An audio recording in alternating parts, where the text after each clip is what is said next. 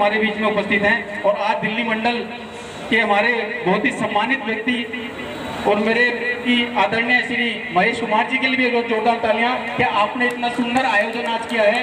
बाबा साहब के 132वें आयोजन को आपने जो रूपरेखा दी है उसके लिए भी मैं आपका बहुत बहुत धन्यवाद करता हूं। और साथियों, अपनी वक्तव्य को शुरू करने से पहले मैं चाहूंगा कि बाबा साहब, अब जो मैं बातें कहने जा रहा हूं थोड़ा ध्यान से सुनना, मैं बारीकियों में नहीं जाऊंगा, सिर्फ मोटा मोटा कहूंगा, क्योंकि बारीकियों में जाने का काम आपका है। वो आपका दायित्व बनता है कि बाबा साहब की छोटी सी ज्ञान को लेकर के आप जब घर पे जाए तो उनको पढ़ें। तो मैं चाहूंगा साथियों, आज हम जिन व्यक्ति का 132वां जन्म उत्सव मना रहे हैं उसके जयकारों की गूंज यहां से उठे और भारत के उस महान क्रांतिकारी वीरों को और महान व्यक्तियों स्वागत रुकना नहीं चाहिए। साथियों,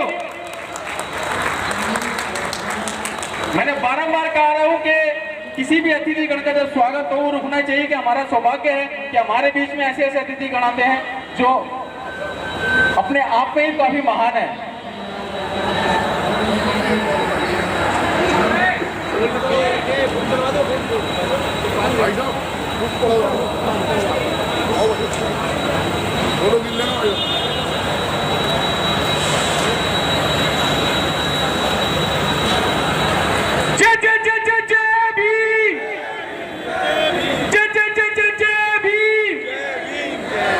बहुत बहुत धन्यवाद सर, आप भी अपना स्थान ग्रहण करें।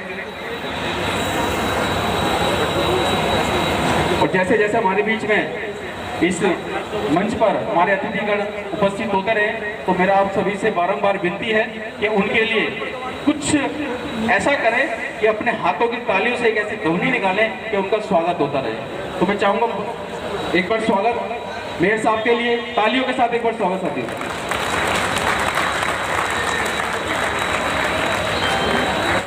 दही के अंदर एक जीव होता है, सूक्ष्म जीव बोलते हैं उसको, बोलते हैं नहीं बोलते, सूक्ष्म जीव, दिखता नहीं है वो, लेकिन जब वो काम करता है ना तो कैंसर जैसी बीमारियों को खत्म करता है वो सूक्ष्म जीव, जो आंखों से दिखाई नहीं देता। लेकिन बाबा साहब ने ऐसा ही काम किया था जो किसी को दिखाई नहीं दे रहा था, लेकिन जब दिखाई दिया तो एक ऐसे डॉक्टर को दिखाई दिया, डॉक्टर भीमराव अंबेडकर को दिखाई दिया, जिन्होंने उस जीव को, उस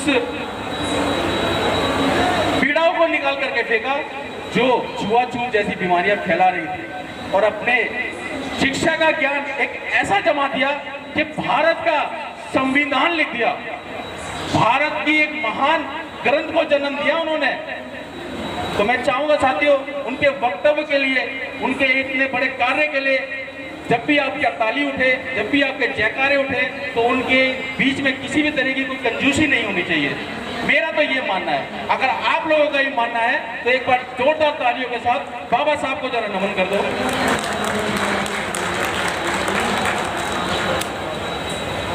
अब हमारे पास पूर्व दिल्ली के मेयर भाई अवतार सिंह जी आ रहे हैं, उनका जोरदार तालियों से स्वागत किया जाए। एक बार पूर्व मेयर अवतार सिंह जी का भी जोरदार स्वागत तालियों के साथ साथियों।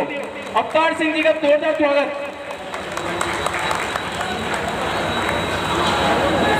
बार कह रहा हूं कि आज जो नारियां हमारे बीच में उपस्थित है, आज वही नारियां अगर पानी में तैर रही हैं तो बादलों में उड़ भी रही हैं, यानी उड़न परी बन रही है।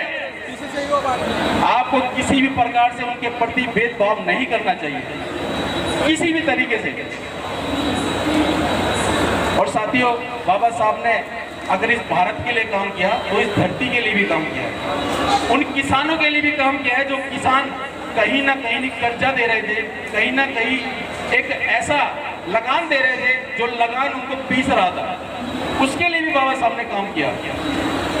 तो बाबा साहब के महान वक्तव्य को हम धनी हैं, हम धन्य हैं कि हमारे बाबा साहब ने जब जन्म लिया तो वो इसी धरती पर लिया, इसी धरती के एक छोटे से मऊ जिले में लिया।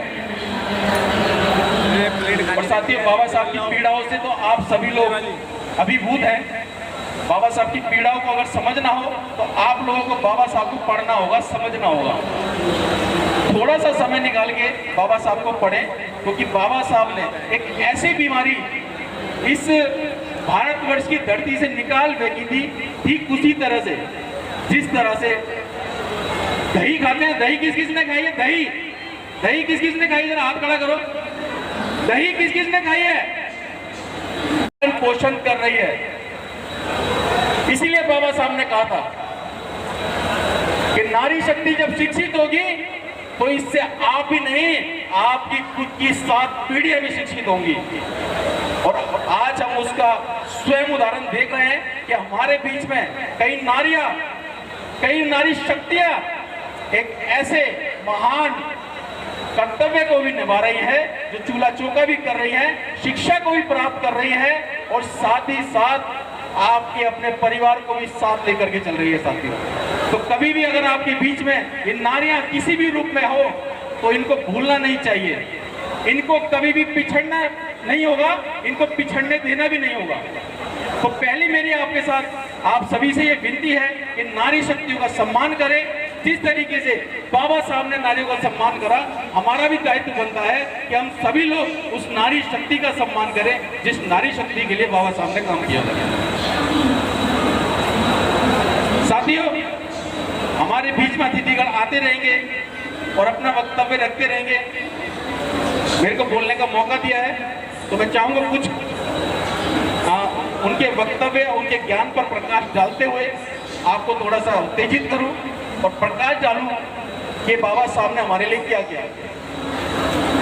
आज जो नारी इसी के लिए अगर काम किया है तो वो लंबी शक्ति थी, नारी शक्ति। ये वही नारी शक्ति है जो भूतकाल के अंदर, यानी कि हम हजारों वर्ष पूर्व चले जाए, लाखों वर्ष पूर्व चले जाए, तो उनको किसी न किसी बेड़ियों में जकड़ा हुआ था। और वो बेड़ी क्या थी साथियों? वो बेड़ियां थी इनकी खुद की जिम्मेदारियां, वो थी घर की जिम्मेदारियां। यही वो नारी थी जिसके लिए बाबा साहब ने काम किया। बाबा साहब के बारे में हम सभी लोग जानते हैं, कब उनका जन्म हुआ, क्या क्या कार्य उन्होंने किया, लेकिन कुछ शक्तियां, कुछ प्रभावी शक्तियां हैं कि कहां तक उन्होंने काम किया। और वो पहली शक्ति थी नारी शक्ति, क्योंकि यही वो नारी शक्ति थी जो ब्राह्मणवादों में कसी हुई थी, उन बेड़ियों में लगी हुई थी जो बेड़ियां कोई भी इनको खोल नहीं पा रहा था। और जब ये नारी शिक्षित हुई और बाबा साहब ने इनके लिए कार्य किया, तो यही नारी जो शिक्षा के स्तर पर बहुत ही नीचे थी, बहुत ही पीछे थी, कहीं ना कहीं शिक्षा जब इनके घर तक पहुंची तो इनको नहीं समझ में आया, लेकिन जब यही बाबा साहब की शिक्षा, उनकी प्रेरणा इनके चूल्हे तक पहुंची तो यही नारी शक्ति आज शिक्षित है साथियों। ये नारी शक्ति आज शिक्षित है और यही नारी शक्ति है कि आपके अपने बच्चों को, अपने परिवार को याद रखो, तन मन कितना गूंजता होगा अंदर उसके नाम का, उसके अस्तित्व को जानने का, कि जिस नाम का स्मरण आपने अभी किया। हुआ कि नहीं हुआ? सभी लोग हाथ खड़ा करके अपनी उपस्थिति प्रदान कर रहे साथियों कि हुआ है। अगर नहीं हुआ तो उनके भी हो जाएगा। इस कार्यक्रम का आयोजन कर रहे आज हमारे दिल्ली मंडल के सभी सभा पदाधिकारीगण, हमारे ब्रांच प्रधान भाई अर्जुन जी, भाई हमारे बहुत ही सम्मानित ब्रांच सेक्रेटरी हमारे बड़े आदरणीय रामपाल साहब और उनके सभी साथीगणों का हम धन्यवाद करते हैं कि बाबा साहब को आप सभी लोगों ने श्रद्धांजलि अर्पित की और इतना सुंदर आयोजन रखा। और धन्यवाद कर रहा हूं मैं कि आपने मुझे इस नाचीज को यहाँ पर उपस्थित करके निमंत्रण दे करके इस नाचीज को इतना अजीज बना दिया। तो मेरे अंदर भी कुछ ना कुछ भावनाएं हैं कि जो प्रतिमा मेरे पीछे लगी है कि मैं उसके बारे में आप लोगों को बताऊं। मैंने पहले भी कहा कि मैं ज्यादा बारीकी में नहीं जाऊंगा, बारीकी में जानने का काम आपका है। तो मैं चाहूंगा बाबा साहब ने जिसके लिए सबसे ज्यादा कार्य किया वो शक्ति भी हमारे बीच में उपस्थित है। एक बार उन शक्ति के लिए भी जोरदार तालियां, नारी शक्ति के लिए भी जोरदार तालियां साथियों। हमारे बीच में बैठी है नारी शक्ति, बैठी है पीछे भी हमारी नारी शक्ति बैठी है। बाबा साहब ने अगर समर्पित हो, वो जयकारा जब लगे तो यहाँ से उठे और पहली जवान ज्योति पर लगे और दूसरी दस्तक जब हो तो लोकतंत्र के उस मंदिर पर लगी, उस प्रतिमा पर लगे जहाँ पर बाबा साहब का महान ग्रंथ है साथियों।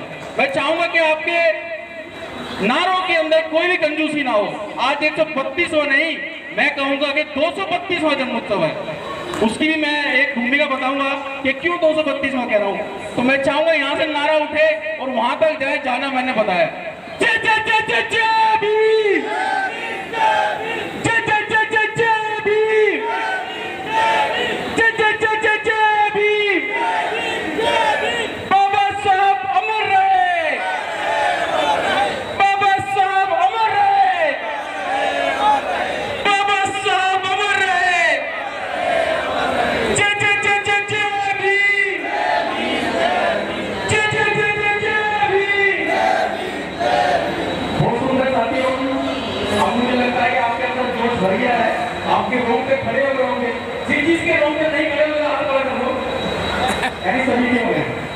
तो ये है जो बाबा साहब का, कि जब उस नाम का स्मरण अपने मन में होता है ना, उस नाम का स्मरण जब अपने तन मन में गूंजता है, अगर कोई थे तो बाबा साहब थे। आज उनका ही हम 132वां जन्म उत्सव मना रहे हैं। एक बार बाबा साहब के लिए जोरदार तालियां साथियों। मेरा यहाँ से भी निवेदन है कि आप भी इस साइड आ जाएं, क्योंकि लोकतंत्र के चौथे स्तंभ भी हमारे बीच में है, और उस लोकतंत्र के चौथे स्तंभ के लिए भी एक बार जोरदार तालियां, पत्रकारिता के लिए भी एक जोरदार तालियां साथियों।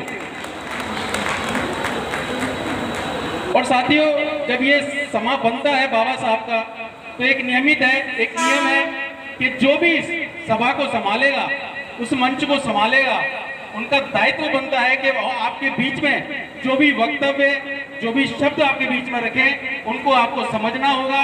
चाहे वो हमारे मंचासीन व्यक्ति हो, चाहे वो हमारे बीच में आए मुख्य वक्ता हो, या बाबा साहब के बारे में कोई भी बोलने वाला ऐसा अनुभवी व्यक्ति जो बाबा साहब को जानता है और कि आपने दिल में रखता है, तो मैं चाहूंगा एक बार मंचासीन के लिए भी एक जोरदार तालियां साथियों। ये तालियों का कारवां रुकना नहीं चाहिए, ये तालियों का कारवां रुकना नहीं चाहिए, क्योंकि यही तालियां आपका सम्मान है, यही तालियां आपका समाज का भी सम्मान है साथियों। तो मैं इस सभा को संबोधित करते हुए, आज्ञा प्रदान हो चुकी है मेरे डिप्टी एसएस साहब की भी, और अगर कोई थे तो बाबा साहब थे। आज उनका ही हम 132वां जन्म उत्सव मना रहे हैं। एक बार बाबा साहब के लिए जोरदार तालियां साथियों। मेरा यहाँ से भी निवेदन है कि आप भी इस साइड आ जाएं, क्योंकि लोकतंत्र के चौथे स्तंभ भी हमारे बीच में है, और उस लोकतंत्र के चौथे स्तंभ के लिए भी एक बार जोरदार तालियां, पत्रकारिता के लिए भी एक जोरदार तालियां साथियों। और साथियों, जब ये समा बनता है बाबा साहब का, तो एक नियमित है, एक नियम है कि जो भी इस सभा को संभालेगा, उस मंच को संभालेगा, उनका दायित्व बनता है कि आपके बीच में जो भी वक्तव्य, जो भी शब्द आपके बीच में रखें, उनको आपको समझना होगा। चाहे वो हमारे मंचासीन व्यक्ति हो, चाहे वो हमारे बीच में आए मुख्य वक्ता हो, या बाबा साहब के बारे में कोई भी बोलने वाला ऐसा अनुभवी व्यक्ति जो बाबा साहब को जानता है और कि आपने दिल में रखता है, तो मैं चाहूंगा एक बार मंचासीन के लिए भी एक जोरदार तालियां साथियों। ये तालियों का कारवां रुकना नहीं चाहिए, ये तालियों का कारवां रुकना नहीं चाहिए, क्योंकि यही तालियां आपका सम्मान है, यही तालियां आपका समाज का भी सम्मान है साथियों। तो मैं इस सभा को संबोधित करते हुए, आज्ञा प्रदान हो चुकी है मेरे डिप्टी एसएस साहब की भी,